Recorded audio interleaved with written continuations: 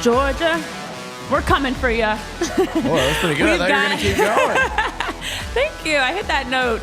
Yes, Red October continues as the Phillies are headed to Georgia to take on the Braves to start off the NLDS. First game is Saturday. And so welcome into our PHLY Phillies podcast. Jamie Lynch, Renee Washington, Tyler Zulli, our producer.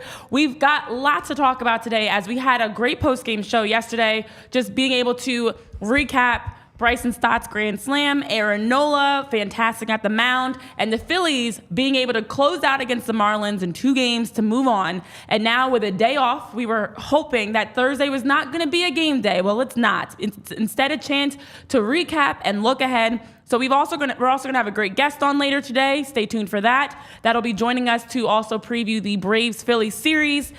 Woo! Welcome, guys. Hot for Stott, Red October. Welcome, Ed. Welcome, Will. Jamie, we've got Red October continuing down in Georgia. That's pretty good. You got the Georgia note down. Yeah, it was. I was shocked. I didn't get much sleep. Children have a way of sensing when you're at meeting exhaustion levels. This morning, so that was great after going to bed at 2:30 because Renee, after we finished the post-game show, I went home and hopped on the PHLY Phillies Twitter account. That's PHLY_Phillies, and I found so much Phillies content online, and I was just retweeting it and watching every video and watching the celebrations and watching just the great vibes that was happening down last night at Citizens Bank Park. So check out the Twitter account if you want to relive. I watched 4 different angles of Bryson Stott's grand slam. Oh, yeah. If it was Phillies related last night, I was consuming it. And now we're back here today, and we get to relive it a little bit. And then we'll talk to Kevin McAlpin at 1:30, who does a great job down in Atlanta covering the Braves, about, do they have PTSD about Citizens Bank Park? What is Spencer Strider's blister issue? How they've had a lot of time off now. I think they're at their 11th day off of inactivity. Yeah. So, we'll get the vibe down in Atlanta and talk to him at 1:30 and just relive the joys of last night and look ahead a little bit. Yeah, it's great. I know we posted on PHLY_sports an image or images of us down last night at Citizens Bank Park interacting with you guys. It was so fantastic to be able to hang with you guys, tailgate with you, cheer with you. We're high-fiving in the ballpark, drinking beer or Trulies with everybody. It was awesome just to be a part of all the excitement. And then, even more as you talk about reliving it all, It was that moment we had talked about. We were a little bit nervous coming in to the series because the Marlins in the regular season had the Phillies number, but we also recognized it's the playoffs. It's a whole different ball game, and the Phillies stepped up. The Phillies delivered and were lights out in 2 games. Very few things we could honestly pick apart that were negatives because overall we just saw some great last night. But there's nothing better. And Rich Hoffman in our daily newsletter today kind of threw it out there, and Rich's newsletter is awesome and it's free, and I suggest everybody out there sign up for it because I very much enjoy it. So yeah. I'm pretty sure you will too.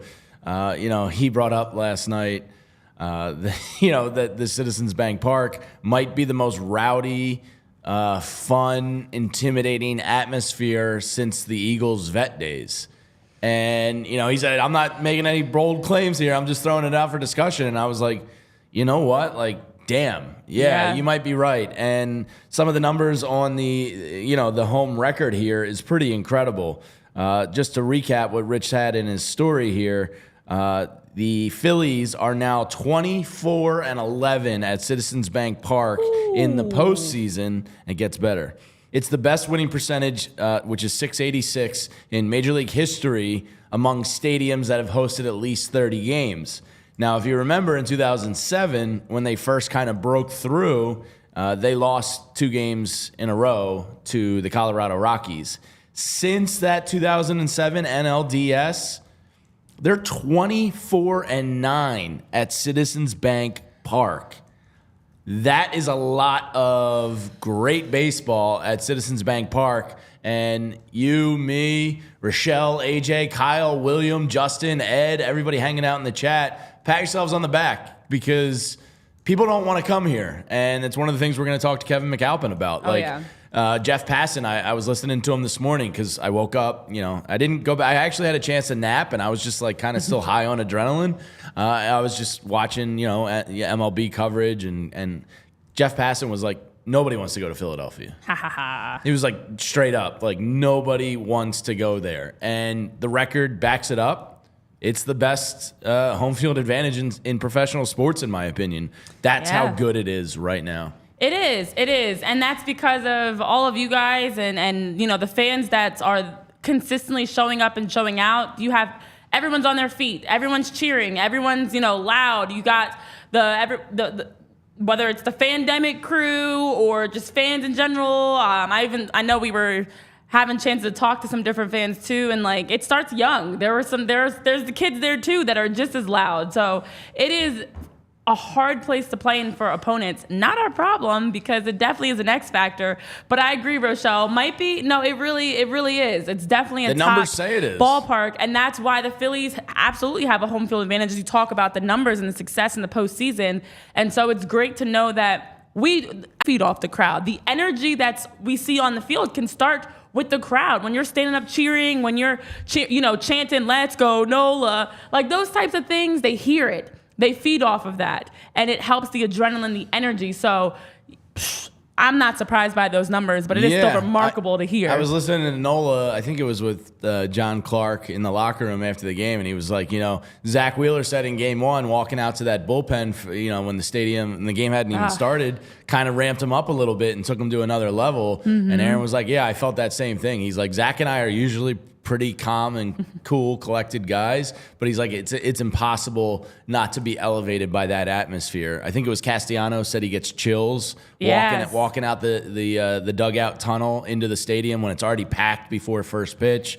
So there's no doubt about it. It's even some of the people here at ALLCITY that are in from the West Coast, Denver, our buddies Eric and Brandon, and they were going to the game last night, and I said, hey, Eric, you ready? You ready to experience the bank? And he goes, well, we had some good, crowds in Colorado when the Rockies. And I was like, you had some good teams. I was like, and I'm sure it was loud, but it wasn't Citizens Bank Park loud. I saw Brandon this morning, and he just kind of looked at me, and he's like, wow.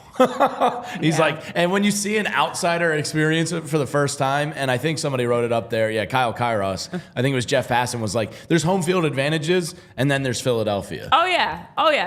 And look, Jazz Chisholm had that moment pregame before game one. He called it when though. he was being interviewed. He said there wasn't going to be a game Thursday. He's right. Yeah. And he was also saying, we don't mind whether it's the boos or the cheers. As a player, you really, you feed off of that. But I'll be honest, you can talk a good talk, but it's a whole different experience when you really are getting inning after inning. The volume only gets louder. It's not getting quieter. So players, coaches, they know coming into Citizens Bank Park come postseason how difficult it is to play here. And they're going to come into it and say all the right things. Of we're ready for it. We know this crowd's going to be loud.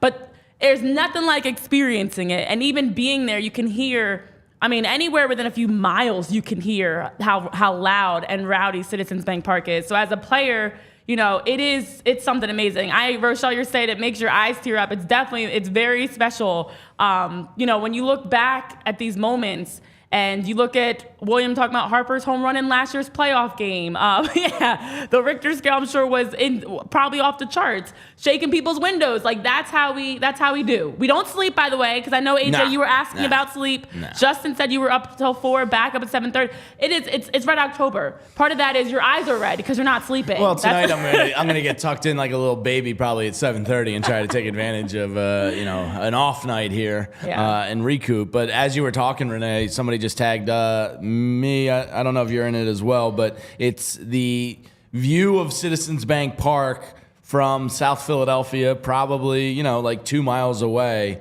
And the tweet says you can literally hear 45,000 people singing Dancing on My Own in unison. He said he's a mile away, whoever this tweeter was. that's it, it's. We were kind of sprinting out to get back for postgame as Dancing on My Own came on, but I cannot lie. I played it for the girls this morning. I listened to it on the car ride in, and I put on Garrett Stubbs' playlist. The whole Locker Room playlist is out there on Spotify if you want to check it out, and it's just ear-to-ear smiles right now. I mean, this team is so likable, so good, and if you get Aaron Nola like you got yesterday, you could legitimately, make a World Series run here in back-to-back years, which is really hard to do. And one of the things they have to do, and we'll get to all of it, but you're going to have to beat the Atlanta Braves. And it's never been done in the history of Major League Baseball where a team has 2 years in a row beaten the division winner in the playoffs like that. Oh, yeah. You might have caught the Braves a little off guard last year. Now they know what you're all about. Mentally, I don't know how much that changes for them, but it's definitely they sense blood in the water. They want their revenge, and the Phillies, I don't think, give a shit and are just going to go down there and do what they do. Here comes John Blaze, right on time as we're talking about those Braves. But look, when you talk about all of the series, I know that it was like there's across the NLDS, ALDS, there's revenge games, there's rematch games. I'm like, this is not a rematch for us in that sense because we won. I think of a rematch as like for the Braves since you lost. It is tough to beat a team back-to-back years. It is tough to beat a team in the same stage. 14 games better than you both years. Exactly. And the Phillies were not, as we know, they were the underdog last year. They're the underdogs again this year. And for the Braves, I'm not going to – look. They're a talented team, obviously. They're a juggernaut. Very much a juggernaut. But I also love the fact that JT Realmuto and the Phillies are talking about how they're not scared of the Braves. They're also on the other side of it, well aware of the fact that the Braves have been circling this opportunity to knock off the Phillies and get redemption. But also, I think what helps in this situation is the Phillies aren't complacent. Like, getting to the NLDS is not the goal. Getting to the playoffs was not the goal. Getting to the World Series is not the goal. It's winning the World Series. So this is a team that already has in their mind, regardless who we're facing, we are going in there also looking for redemption, because the redemption is to get back to the World Series and win it. So both teams are obviously having that chip on their shoulder, but I think for the Phillies, because they're not complacent and they're consistently focused on what the end goal is, they're not going to go into this and take the Braves lightly, of all things. And the Braves have set it up where nobody's going to ever take them lightly, because you had a historic regular season where you were crushing records, hitting homers. No one's taking you lightly. So this is a chance to prove last year was not a fluke. We are damn good, and we're going to show you because we're going to beat you twice. Yeah, I mean, the beauty of it is I think since June 1st, they're pretty much neck and neck with Atlanta in terms of a record. And the first, 2.5, 3 months of the season sucked. And the Phillies weren't playing up to their potential, and they buried themselves in the standings. And couldn't catch Atlanta. So I don't give a damn about 104 wins. We know from 2011 that 100-plus wins doesn't guarantee you squat in Major League Baseball. I think they're neck and neck right there with the Braves. Since August 1st, the Phillies actually have more home runs than a team that set an MLB record for slugging percentage for a team. And maybe their cheat scandal will come out in a couple years of how they were tipping pitches. But they put up phenomenal numbers this year. But since the Phillies turned the corner, they're right there with them. Oh, yeah. And you saw the locker room last night. You saw Ranger Suarez. They're not scared of the Braves. No. Not even a little bit. So it should be a great series. I think it's going to go 5 games either way. I could see that. I agree with you, Eugene Krabs. Welcome, Mr. Krabs. Happy you can join us from the Krusty Krab. We're cooking. You look at Aaron Nola and Zach Wheeler. Obviously, 7 scoreless innings for Aaron Nola yesterday in his performance. And then less than 24 hours before that, Zach Wheeler just allowed 1 run. So the two of them, they said it's the second time that Wheeler and Nola have pitched 6+ innings and allowed 1 or less runs in back-to-back postseason games. We're cooking, absolutely. And to Tim's point, this is what I keep going back on. It's not about winning the battle. It's about, what is it? It's not about the battle, it's the war. You can have this battle, let's focus on the war. Tim, and for everybody we know, the Braves, they won the regular season battle. But the team is built for the playoffs, and they're focused on the war overall. It's means nothing to me if you have all these regular season accolades, if you go into the postseason and don't deliver. And I think that for the Phillies, they understand, okay, we weren't able to catch the Braves. We did dig ourselves in a hole. But as we talked about yesterday, the adversity of this season has prepared them. The depth of this team has prepared them. And then the late adjustments of bringing in, as the season progressed, I should say, a Rojas and Orion, bringing in these guys to help round out the roster has this team primed for a nice run in the postseason. And I feel like it could absolutely go 5 games, which makes me nervous because at that point, that game 5 is very scary. But I'm confident in this squad. The reality of the situation is, if you go down to Atlanta and split, and obviously that's the important piece. Obviously, you want to go 2-0 in Atlanta, but let's be realistic. If you can go 1-1 in Atlanta, they got to come back to Citizens Bank Park for 2 games. Yep. And that's where the series tilts in the Phillies' favor, because we just said it. If you drop those 2 Rockies wild card games in 2007, they're 24-9 at Citizens Bank Park, which is over a 70% win percentage there. So you just got to split this weekend. Wheeler and Nola. Wheeler should be going on Monday. I'm assuming it's going to be Ranger on Saturday. The Braves do rake against left-handed pitching. We'll get into that more Saturday when we do a little pregame show. But I trust Ranger. I think he's kind of got big game energy to him, big game vibe. So I don't sweat throwing a lefty out there versus this team that can rake. No doubt about it. I'm not going to take any credit away from the Braves at all. They smash the ball. So, you just got to win one between Ranger and Wheeler. Wheeler's going to be on regular rest, and he's becoming perhaps one of the best big game pitchers in baseball. So I do feel pretty good entering Saturday and Monday. And if they can just get out of that 1-1, we can start to get a little irrational. Right. And we will, once we get the official lineups, of course, be able to break that down Saturday. But we do know Spencer Strider is apparently going to be starting game 1 for the Braves. As you talk about, it should be Ranger Suarez, could be Christopher Sanchez. Rob Thompson did mention that he knows who will start game 1, but he's not going to announce it, rightfully so. He it's was only letting Thursday. the boys party last night. And you know what? I agree. He's like, we know who's going to start game 1, but we're going to have that conversation with our bullpen first. We're going to talk to our pitchers first, and then we're going to announce it. There's no reason to announce who's starting and giving anybody for the Braves extra time to prepare. But we are all confident in whoever gets to start, whether it's Ranger Suarez, whether it's Christopher Sanchez, as we do know, and you talk about Zach Wheeler and Aaron Nola primed, right on course for games 2 and 3. But I do feel like, one thing I will say I agree with John Blaze on is the winner of this series is looking like they should be the team going to the World Series. I know we talked about I think not even going to the World Series. I think it's going to be the champion. The champion should be coming from I think this these are the 2 best teams in baseball. Yeah. Plain and simple. Yeah. I really do. It's a shame you wish it could be. It shouldn't be a 5-game series. This is such a good series that it should be a 7-game series. Yes. And I'm not saying that as any cop-out or anything. I honestly think from a baseball standpoint, I mean, the Dodgers are great, but Aaron Nola and Zach Wheeler changed, it makes it a better series because the Dodgers pitching is beat up right now. Yeah. I just think these are the 2 best teams, and it's kind of a shame a little bit that you only get a 5-game series. Hopefully the Phillies take it in 5. Or maybe even less to reduce our anxiety here in town a little bit. Oh, yeah. But something I was thinking about last night, Renee, who would you rather have been? Would you rather have been Bryson Stott or Aaron Nola? Because Aaron Nola got to go out there in front of whatever they announced the crowd at last night. It fluctuates game to game. We're not going to get into that again. We got into that last night. And he went out there and he has his best 3 starts of the season in a row in the biggest spots. He went out there and kind of got to feel that stadium, appreciate him. Him and his wife after the game announced that they're having, I believe, their 2nd child. I know. It was just a pretty freaking cool day for Aaron Nola.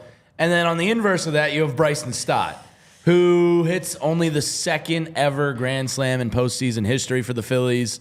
I've watched so many angles of that video, and it's so freaking cool. Who would Renee Washington rather have been last night, Aaron Nola or Bryson Stott? Oh, that's a tough one. Because I have my answer, and for me it was easy, but I'm curious where you go. So I think it depends on what you're looking for. Bryson Stott had a moment.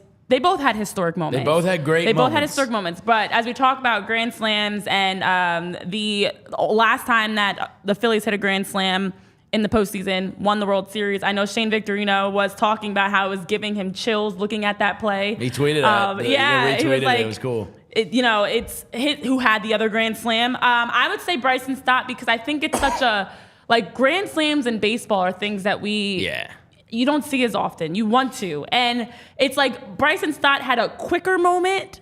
Like, his was a fleeting, quick moment. It was a quickie. But then on the other side for Aaron Nola, his was like over the course of 5, 6, 7 innings. So it was a longer stretch of excitement. But I think, you know that famous video? Nola might have gotten his swagger back. Okay, so shoulders. Mental. No, I'm going Bryson Stott, though. You're going Nola. I'm going Bryson Stott, too, because how cool is it to hit a grand slam in the postseason? But as a baseball player, these are moments you dream of. A grand slam at home with a sold-out crowd that we won't get into numbers of. But you could have won the game without it. You know what I mean? You could have, but it solidified. I know. That 4 runs in the 6th inning solidifies the game. Yeah. And that puts the game out of reach. So it's a huge play. Granted, Aaron Nola's play was fantastic and needed all around. But I think that's the moment that, as a kid, you dream of. Yeah. Like, you picture that. AJ in the chat corrected me. It's their first child, not their second. So, I didn't think they had one. I thought I read second last night, but I was just consuming content at a crackhead-like level. I might have missed that. But shout out to the Nolas on their first baby. Get used to no sleep for the first 3 months, Aaron. Mr. Krabs. Yeah. Everybody in the chat seems to say, quickie. Everybody seems to go Stott here over Nola. But I do think, like, I don't know. If you're that guy in the locker room, yes, Stott's memory is probably better, but like this could have been a turning point for the team if Nola is big game Nola now. It is a turning point for the team with him being big game Nola. Great. Well, the other side of it is, as a player, you also, as an athlete, dream about those moments. The game's progressing. The crowd is cheering more and more. Let's go, Nola. You know, you have innings to feed off of that excitement. He did get his walk-off. He got the walk-off. He got the ovation. So it's like, that's why I said it's a matter of what you feel like. Would you want that quick moment in time, or would you want the stretch of, like, over innings, you have Citizens Bank Park rocking. So I'm still going with Stott. I'm going with Stott too, but I thought it was an interesting discussion. And of course, in Rich Hoffman's newsletter, he brought a couple stats, and you know, Renee and I both like our stats, but I think baseball lends the best to stats.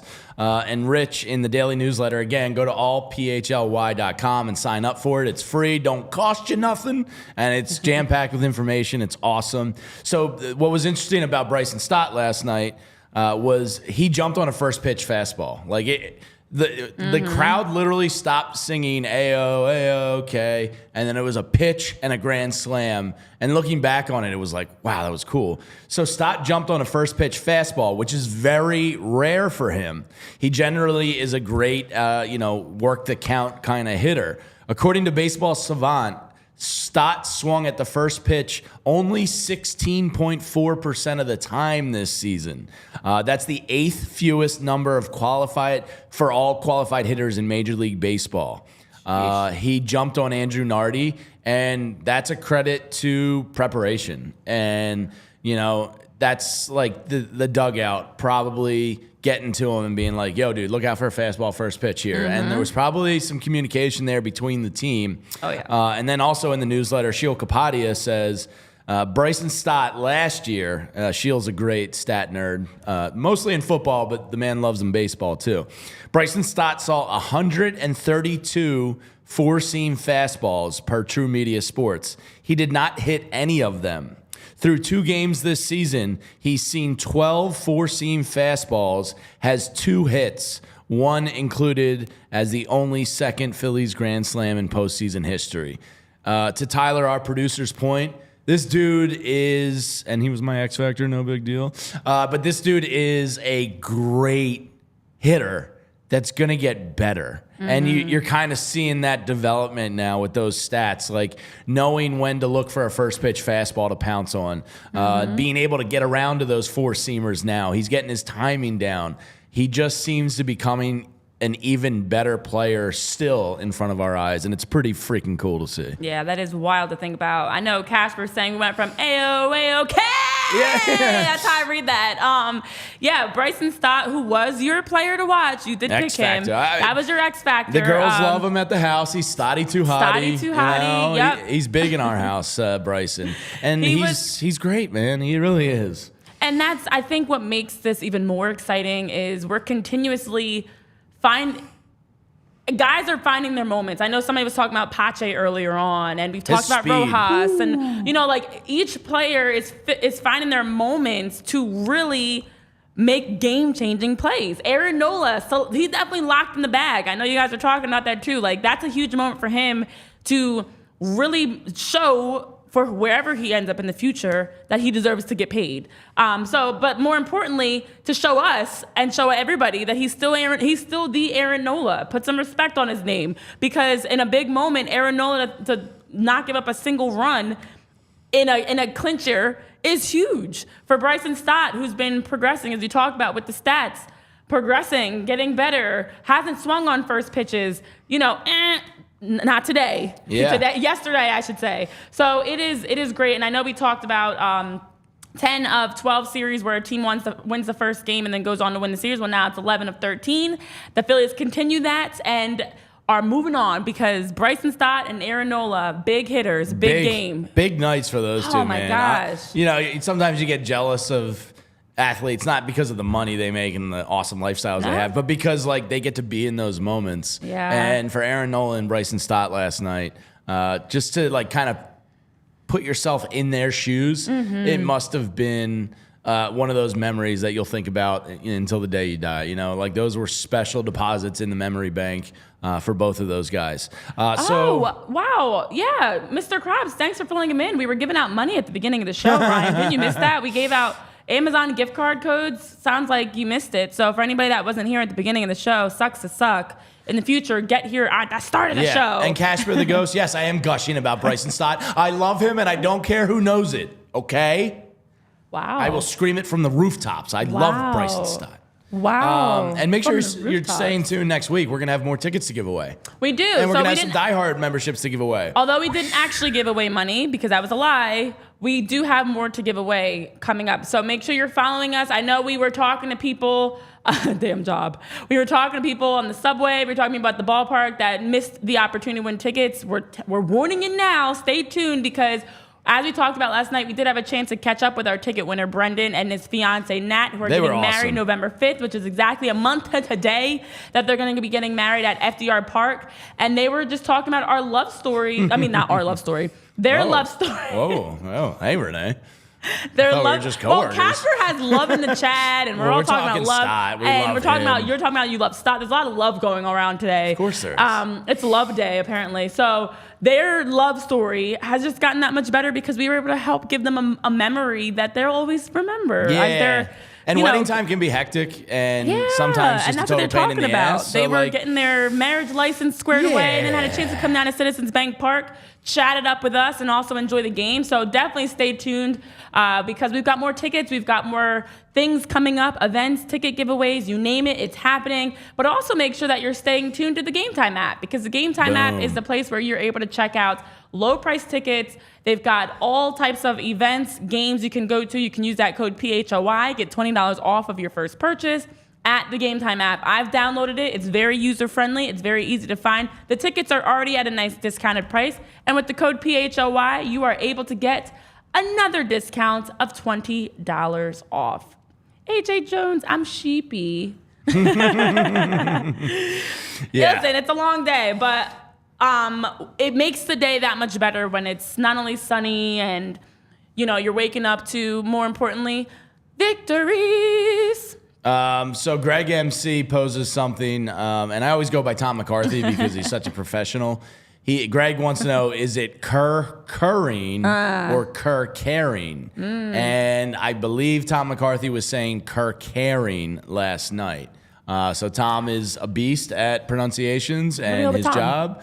So I'm going to go with Tom on that one. It's Kirkering. You could be like me, where I look at it and I just go kinkering because I know, like, for whatever reason, the kink is stuck in my head, even though it's not spelled that way at all. Yeah, no. No, I don't. But, sometimes I feel like you just, in your mind, playoff baseball makes people horny, Renee. I don't know what to say.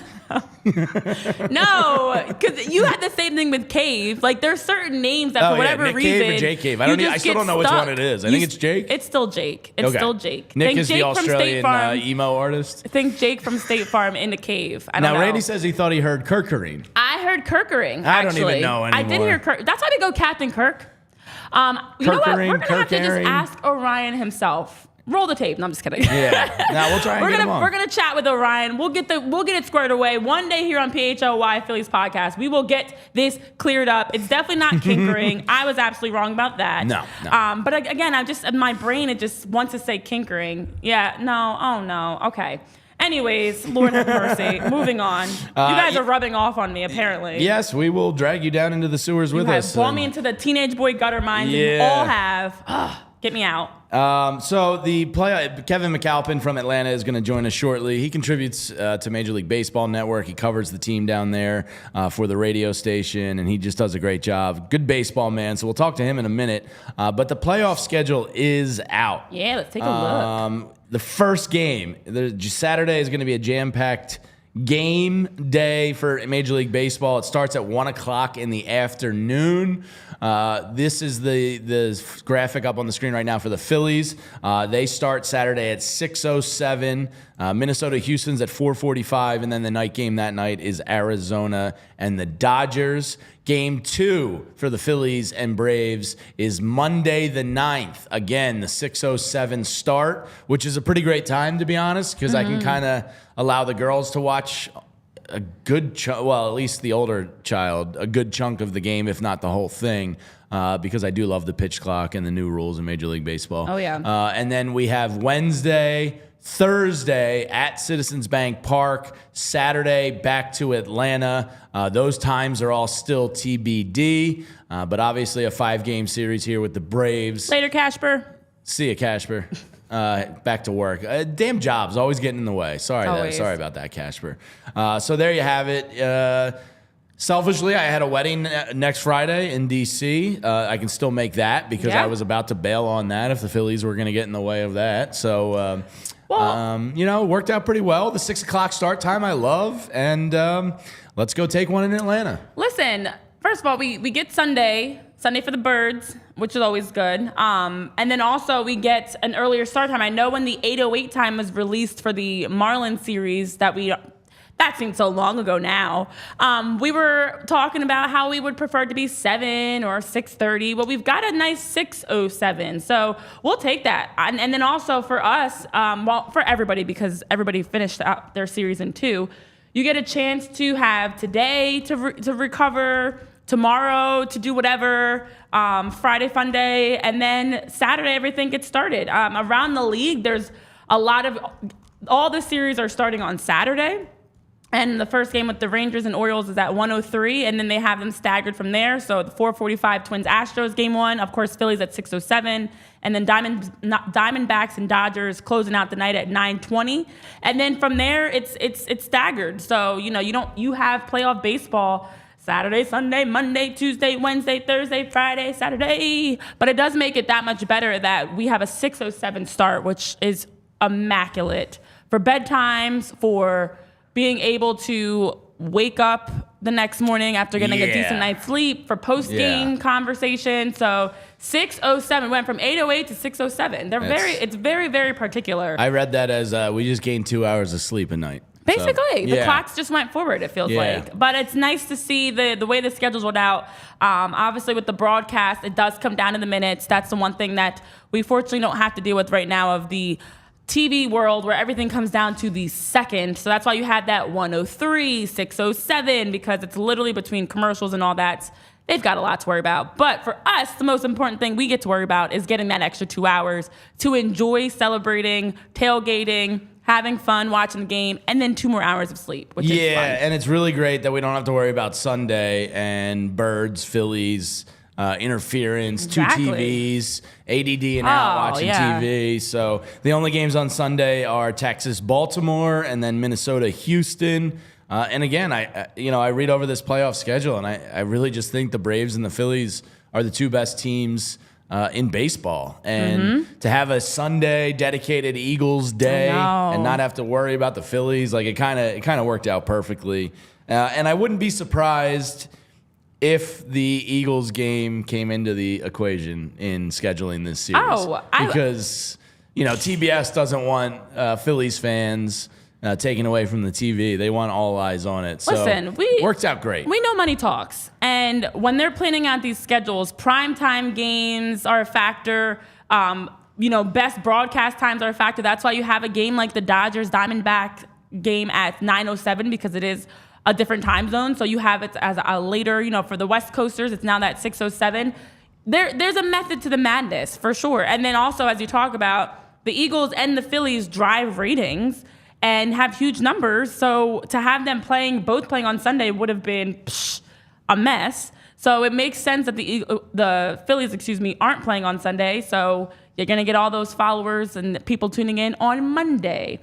Mickey, you're saying Major League Baseball has to be upset with no games today or tomorrow from wild card. That is pretty insane. When you come up with these series, you don't expect to have everybody close out in 2. But hey, here we are. Yeah, sorry, just some technical difficulties getting Kevin McAlpin on. So if you see me signaling to Tyler there in the corner, just ignore me. Just trying to work through it. Speaking Morse code over there. Yeah, he's stuck in the matrix somewhere in the computer world. So we'll be talking with him shortly. But I am very curious about Atlanta. And the reason I want to get him on is not only is he a great baseball guy, he's also a Philly guy, went to Temple University, maybe a mile away from here. And, the Braves have been inactive now for a little while. Yeah. And I always wonder what guys prefer. I heard Raul Ibanez talking last week, and he was kind of like, you just want to keep playing. You want to stay in your routine. You want to just, get up the next day and go play baseball. The Braves now, I think by Saturday, will have about 13 or possibly close to 2 full weeks off of inactivity. Are they doing simulated games? Obviously, the pitchers are throwing on their normal rest and all that stuff, but that's a lot of time off. When you see Philadelphia have a grand slam moment. Hi, Tyler. They have that grand slam moment. They have Aaron Nola and Zach Wheeler kind of come into form there. They got to be watching that from afar going, man, this team's like hitting their groove again. So, I wonder what their mindset is. Of course, they're not going to tip you off to any of that through the press. They're not going to look like they're intimidated, and they do get to start on their home field. Yeah. But that's a lot of downtime before the playoffs.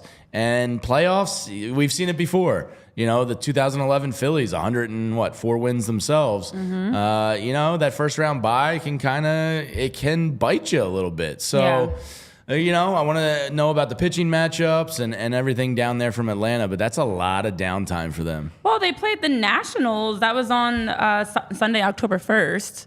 But when you look at the fact that they've had, in general, their September has been wonky, where they clinched so early here in Philly that their September numbers, their ERA, things dropped off. And it felt like they've not only been off of physical games now, but the level kind of teetered a little bit. But I always get back to the concept also of rest versus routine. I do think as athletes at this point of the year, you do want to play games. Yeah. And having that first round where you are not playing versus the Phillies, who have had a chance now to have 2 home games.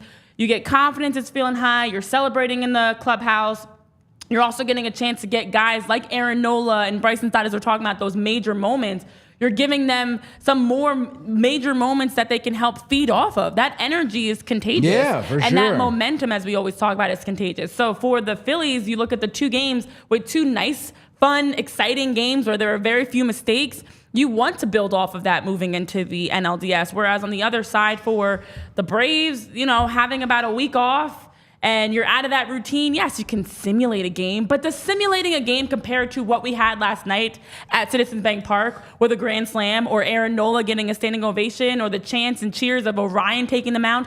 Absolutely not. So I think simulating much like scrimmages and anything, it's never going to mimic fully what the real game's going to be like. But it does help they're at least home for the Braves. Yeah, they get to sleep in their beds and be in their routine in that regard. But I do wonder what it's like to be them and watching Citizens Bank Park. And I feel like they've been out of their routine for the majority of the remainder of September. And I have some friends from college that live in, Boston and New York and D.C. and other markets. And they were even texting me last night like, damn, that ballpark is electric. And the Braves, they had a tough go of it here last year in the playoffs, and Spencer Strider got to.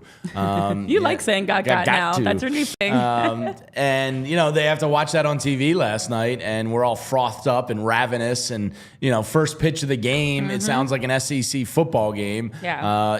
As Jeff Passan said, it's got to be a little bit of a mental gymnastics thing for them where they're like, damn, I want to play. Like, if I'm Ronald Acuna and Matt Olson, I'm itching. I'm like, get me to the playoffs now. So, it's a lot of downtime. And I do think it plays a factor. And Greg and MC in the chat says, the positive is winning division is home field. But overall, I feel like it's a negative for teams to be down and to watch another team hit their stride and catch that groove and maybe playoff And that's magic. what we see a lot of times where in playoffs teams have that downside where they struggle and, they get a bye the first round and now you're out of that routine.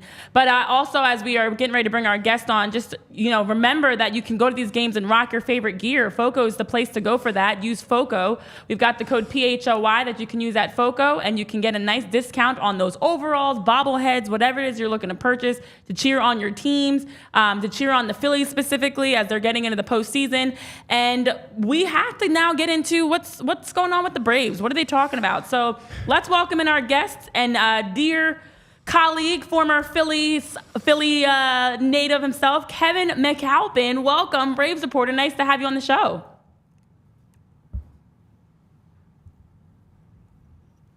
Happy to have you here. We're just working through some kinks here. Kevin, we're a startup, so we're experiencing some technical difficulties left and right. What can go wrong in Philadelphia does tend to go wrong a lot of times, as you know. We're not far away from your alma mater at Temple down the street. Me and you crossed paths at 97.5 back in the day. So we worked at the same company, know a lot of the same people, and you do a tremendous job down in Atlanta covering the Braves pre- and post-game for the Braves Radio Network and 680 The Fan. You also do some stuff on MLB Network. We really appreciate you giving us some time today. Renee and I were just talking about it, Kevin.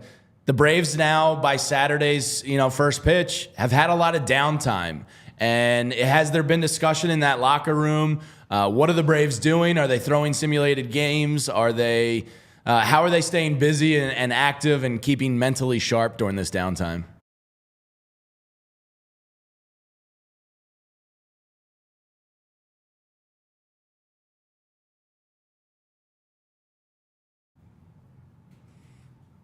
They can't.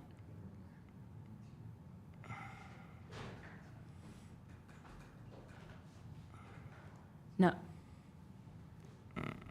So people watching are unable to hear too, unfortunately. Sorry, we're going through it a little bit here, Kev. Listen, it was a long night. Yeah, it's nice to see you. You look great. I know your daughter's hanging out with you there. So hopefully we can sort this out. We'll get you guys audio in the chat also. Don't worry. Listen, this is part of the struggle. We had a late night last night. No excuses. It's playoff time. We got to step our game up too. Bear with us one moment here as we're working through the audio. Thank you guys for pointing that out in the chat. We know we're getting you audio in a moment here. Otherwise, we're just gonna have to read lips because I'm pretty good at that, but I don't know if I have no skill with that. Tim is saying he can read lips also. All right, can you give us a 1, 2, 3, Kevin? Let's see. Yeah. Do you guys have me now? How about now? Is this working? Woohoo! There we go. So there you are. Can you repeat the brilliance that you were saying before about the Braves' downtime here? Yeah, so, obviously you want to get that home field advantage, right? You want to have some time off. Obviously, that's a big deal when you've played 162 games. But what the Braves have done the last 2 nights, and they'll do it again one more time tonight, is hold basically scrimmage action. They brought a number of guys up from AAA Gwinnett. They're basically splitting the team in 2. We saw Max Fried pitch on Tuesday night. That was good. he's been dealing with that blister issue, and he got through everything okay. Bad news for Philly fans, good news for folks down here in Atlanta that their ace looks like he should be good to go for game number 2. But trying to stay as best you can in that normal everyday routine of, getting to the ballpark, getting your pregame work in, going out there and getting 3 or 4 at-bats. They're not playing 9 full innings, but they're doing the best they can to sort of simulate what it would be like a day at the ballpark. They've let fans come in for free. That's been kind of cool. They've been doing all the, the walk-up music and the announcements that would happen during a game. I think the one thing that a lot of teams last year learned was, it's good to have some time off. It's good to have some rest. But at the same time, you also don't want to take too much time off. And I think that's something that a lot of those teams with the first round buys learned a lot from last year and are taking into this year, how they get ready once again for, what basically was a 5-day layoff for the Braves. Yeah, and Kevin, you talk about last year. What do you feel like has been the difference so far for the Braves last year compared to this year that you've noticed in the clubhouse? Well, they're healthy, and that's the big thing. Last year going into the postseason, Max Fried had missed his last couple of starts. He was dealing with a sickness, lost some weight. Like, he just didn't look like the Max Fried that we're used to seeing every 5 days. Spencer Strider coming off an oblique injury, and he threw 2 really good innings in Philadelphia, and then things just completely fell apart for him in the third. He was not healthy. Ozzie Albies was out. But I think the one difference from this team is a lot of times you'll see a group where maybe the offense has a couple of down nights, but really with this team, they're so deep, they're so talented, they're so dangerous at any position, 1 through 9. I mean, you've got Ronald Acuna at the top of the lineup, 40-70, first player to ever do that in Major League history. Matt Olson did something Hank Aaron had never done in Braves franchise history. That's lead the majors in homers and RBI in a single season. You've got the reigning Rookie of the Year, Michael Harris II, hitting 9th for you, and he's hitting like 330 over the last 3 months. It's a deep team. It's a dangerous team. And when you're going to game plan for this group, again, a lot of times you'll see a lineup that might be very top heavy, where you say, we can get through the 5th spot. We like our chances with the bottom of the lineup. Not so much the case with this Braves team. They're just so much more dangerous. Behind the plate, Sean Murphy doing a really nice job limiting the running game. But again, fingers crossed, if you're listening to this in Braves country, they're going into the postseason a lot healthier than they were this time last year. Yeah, there's no doubt about it. I mean, they're an absolute juggernaut of a team, but luckily for the Phillies up here, the optimism is, since June 1st, they've been right there record-wise with them. Since August 1st, they even actually outpowered them. But the elephant in the room here is Citizens Bank Park. And the Braves got to watch that. You know what a frothy Philadelphia crowd can be like. It got to Spencer Strider last year. I know he was hurt, but there was a real impact. Have the Braves addressed playing in that environment? Do you think they're more prepared now for it after seeing it last year firsthand? Because I believe the manager even said, Snideker, that was intense. It was. And, I was actually an intern when I was at Temple with the Phillies when we opened Citizens Bank Park, covered them for a couple of years in 2010 and 2011. That was Roy Halladay's playoff no-hitter. I've seen some pretty big moments in that building, but I can't ever remember it being as loud as it was last year. We do all of our pre and post game shows from the studio here in Atlanta. So I was back, sitting with my producer, listening to our guys call the game. And I said, I don't ever remember hearing that building so loud. And look, it had been 10 long years between postseason appearances. I get it. Philly fans, I know the psyche of Philly fans. They were starved for a winner. And believe me, they made that a house of horrors for visiting teams last season. So that's why I think, again, it's important for the Braves to get that home field advantage, to get games 1 and 2 in your building. And Truist Park hasn't exactly been a walk in the park either for opponents. They've sold out 54 home games to the Braves this season, 3.1 million in attendance. And it's a smaller building than in Philadelphia. It's a little over 41,000 with standing room as opposed to 45,000 for Citizens Bank Park. But the Braves did a really nice job on the road this year. Matter of fact, they had as many road wins as home wins this year. They went into Dodger Stadium about a month ago and took 3 out of 4 from LA. It had been decades since they had won a series at Dodger Stadium, and they darn near swept the whole thing. They went into Sunday's finale with a chance to sweep. So they're battle tested. I think they're more prepared for it this year. then again, there's no way you can really replicate what that feeling is like. You make an error, you give an extra team an out. Maybe you don't make a play. Maybe you run yourself out of an inning. It can come back to bite you in a place like Citizens Bank Park. But again, I think Brave fans would argue it's a pretty raucous atmosphere here in Atlanta as well. So then I have to ask, with the simulation, I know you talk about they had the announcer, the walkout music. Was the crowd roaring in the simulation also? Was there some crowd noise? Because nothing can simulate Citizens Bank Park. But I'm wondering if they at least attempted to have something similar.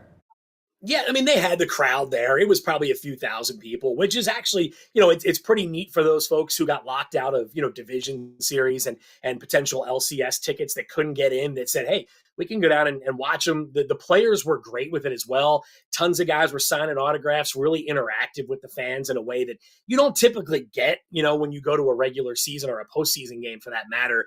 So again, they did the best they could to replicate, what it would be like. But again, at the same time, when you're looking across at the other dugout and it's guys you shared a clubhouse with all summer, or, it's guys that you remember playing with and against during spring training, not necessarily the same type of atmosphere. But again, it was more about just trying to get the guys the reps and keep them on their routine where they don't just kind of sit back and take 4 or 5 days off. They'll hold the full squad workout tomorrow. But again, they did the best they could. But like you said, you're right. There's no way that you can actually – this isn't like an NFL practice or a UGA practice where they're cranking up the speakers out there to simulate what it'd be like on offense. There's no way you can replicate that atmosphere. It was great, and I made sure I gave Philly fans a lot of kudos on our post-game coverage all last year during the playoffs. Yeah, Kev, I wonder if you feel the way I do. I think these are the two best teams in baseball right now. I think the World Series winner is coming out of this series. Yeah. And this is no excuse if they lose or if they win. It's a shame this isn't a 7-game series. Yeah. I really feel like it just kind of, I don't know if it's the reseeding issue in baseball. Should they consider that? I would just love to see this as a 7-game series because I think it's going to be an epic series. Well, Jamie, you're reading the minds of Brave fans here that would love to see the reseeding as well. They're going, wait a minute, we got the top spot. We won 104 games. The Dodgers, meanwhile, finish as the number 2, and they get the 6th seed, while the Braves have to deal with the Phillies again. Yeah, it's almost sort of, I don't want to say it defeats the purpose, because, again, there's so much good things that come out of getting that top spot. The Braves do have a home field advantage throughout the duration of the postseason if they are to get to the World Series. But you're right. That's been a topic of discussion down here the last few days. Hey, why don't they reseed? Yeah. Why don't they reconsider? We'd love to get a shot at the Arizona Diamondbacks over the Phillies. But again, it's going to be a fun series. I'm with you as well. 7 games would be so much more fun.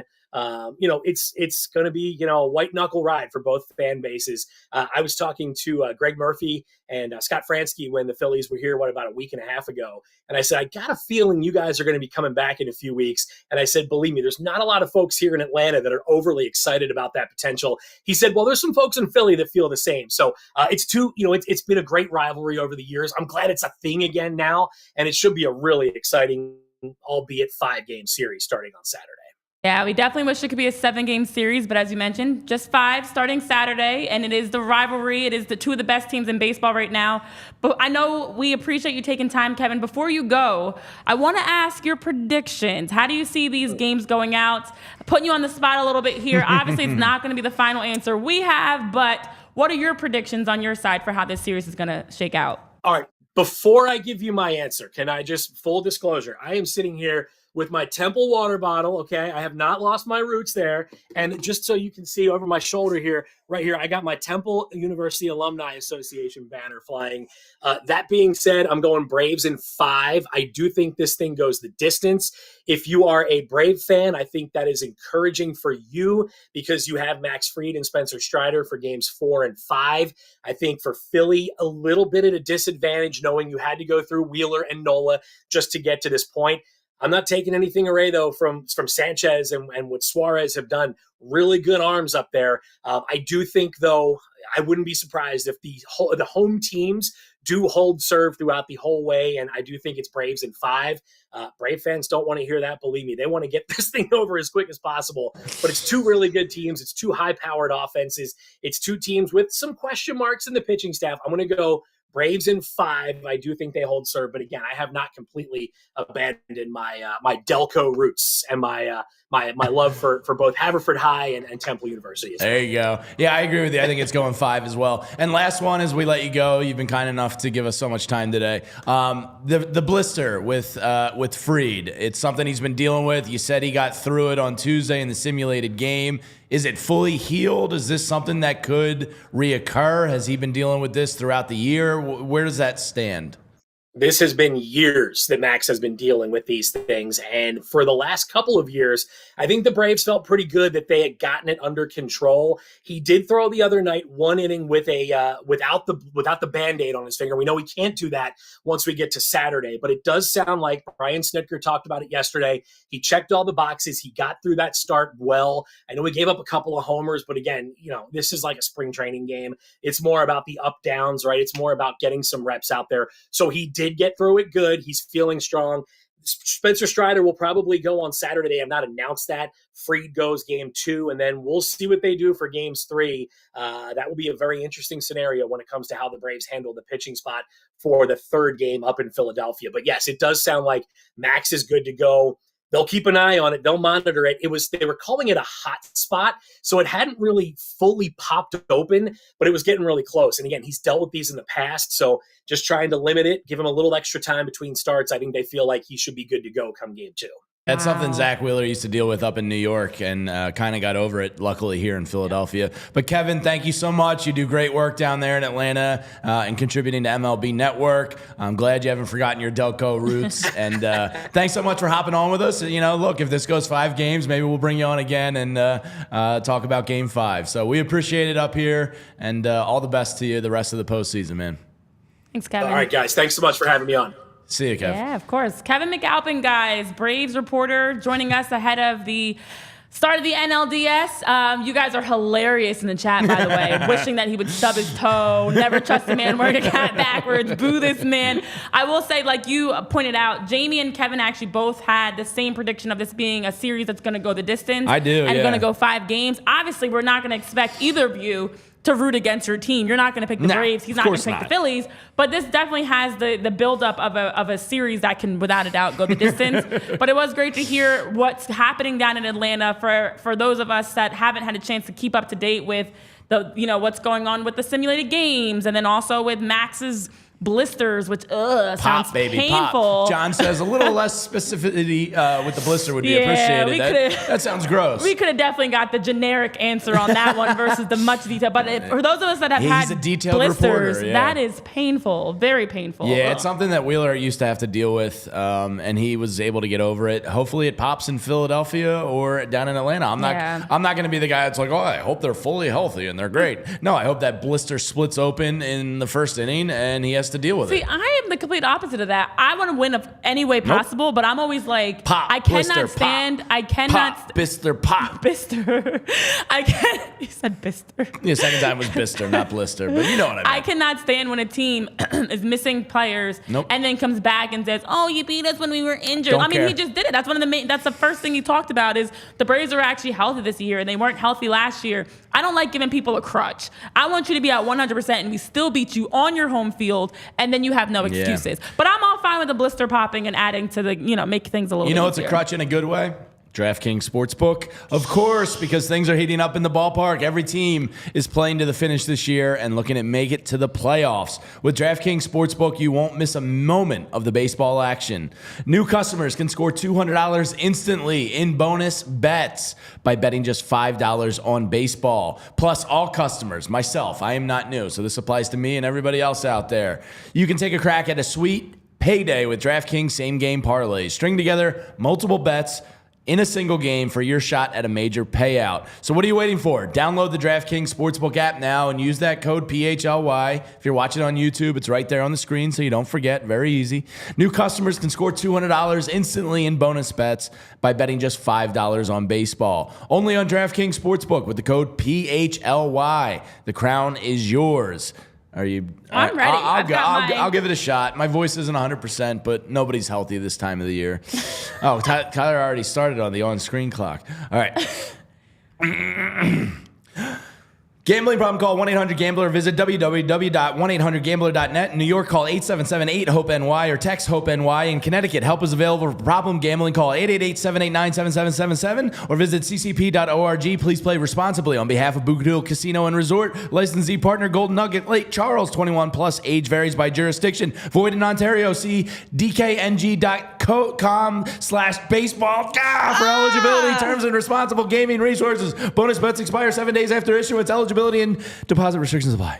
Dang it. You knew it when you messed up, too, because you were the dkng.com. The DK gotcha. I was on a good click there. Yeah, that's a shame. Well, I'm not going to tell you It's time. an off day. It Saturday, I'll be better. It was still close, though. It was still close. Yeah. You got 31.92. So that was still, you're very consistent. I will say that. You're giving Aaron Nola down the stretch right now. You're being very consistent. So we'll get you cracking a little bit higher into that 30s.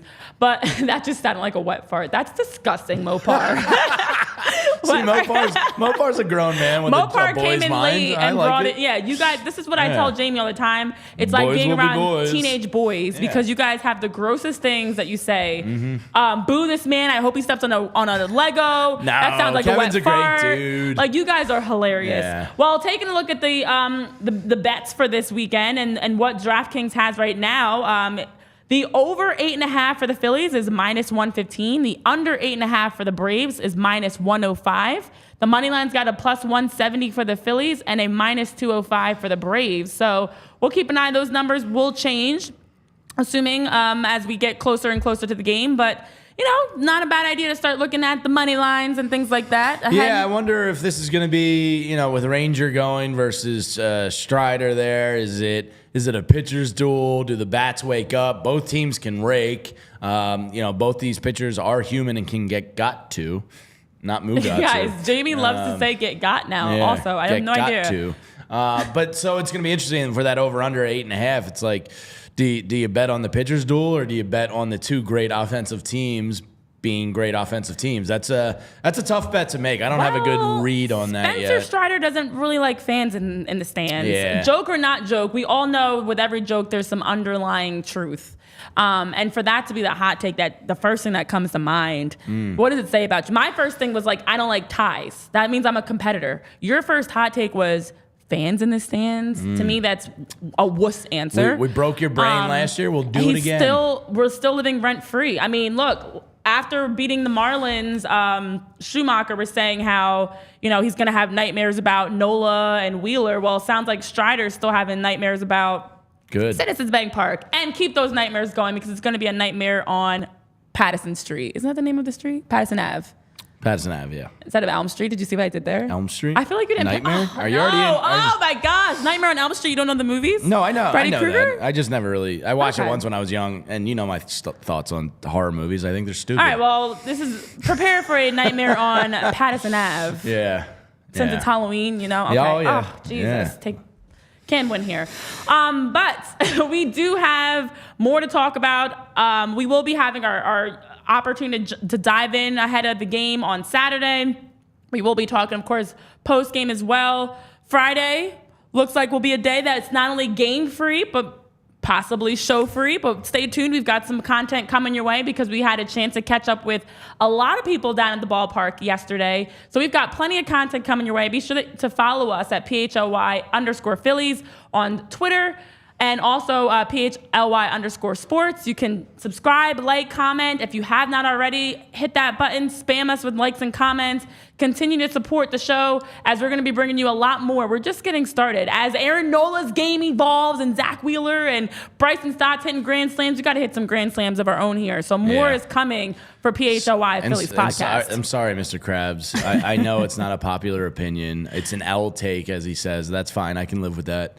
I love you. I want you to know that, Eugene Krabs. Eugene Krabs has to go back to help get some Krabby Patties in order. This is the Krabby Patty to the Chum Bucket of Atlanta. Are they cannibals, the people in SpongeBob? Cannibals? I mean, Because they're eating meat? They're eating crabs, right?